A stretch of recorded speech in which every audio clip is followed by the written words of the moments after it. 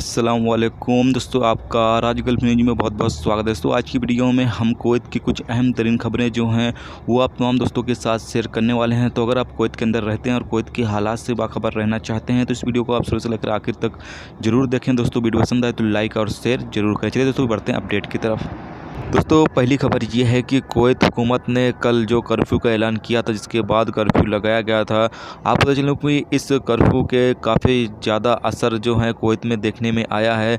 Kuwait में पिछले 24 घंटे के अंदर एक ही कोरोना वायरस का केस जो है वो अब तक सामने आया है। तो माशाल्लाह ये काफ़ी अच्छी बात है कि कर्फ्यू से कुछ हद तक जो कोरोना वायरस के मामले अब तक कुछ ज़्यादा आ रहे थे उस पर कुछ हद तक कुवैत हुकूमत ने कंट्रोल किया है। और आपको पता चलें कि कर्फ्यू के दौरान तकरीबन 160 लोगों को गिरफ्तार किया गया है जो इसकी खिलाफ वर्जी कर रहे थे, जिसमें कुवैती शहरी और गैर मुल्की दोनों ही शामिल हैं। दोस्तों अगली खबर यह है कि कुवैत के सिक्योरिटी जराये ने खुलासा किया है कि वजारत दाखिला ने 340 फिलिपीनी और इंडियन शहरियों को कुवैत से डिपोर्ट करने के लिए जो प्रोसेस थी उसे फ़िलहाल बंद कर दिया है, क्योंकि इंडियन हुकूमत और फ़िलीपीन की जो हुकूमत है उन्होंने कहा है कि जो उनके शहरियों को डिपोर्ट किया जा रहा है सबसे पहले उनका मेडिकल चेकअप किया जाए, उसके बाद उन्हें हेल्थ सर्टिफिकेट दिया जाए ताकि इस बात को यकीनी बनाया जा सके कि वो पूरी तरीके से कोरोना वायरस से मुक्त हैं, यानी कि उनके अंदर किसी भी तरह का कोई भी बीमारी में ख़ास तौर से कोरोना वायरस बीमारी में वो शामिल नहीं है। उसके बाद ही उन्हें कुवैत से डिपोर्ट किया जाना चाहिए।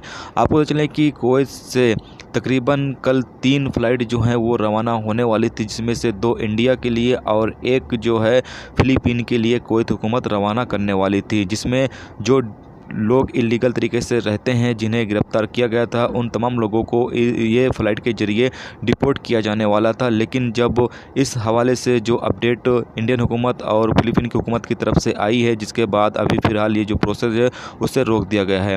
कुवैत के जो वजारत ख़ारजा हैं उन्होंने दोनों एम्बेसी से कहा है कि इस हवाले से जल्दी से जो मसला है इसको हल किया जाए ताकि जो लोग हैं उन्हें कुवैत से डिपोर्ट किया जाए।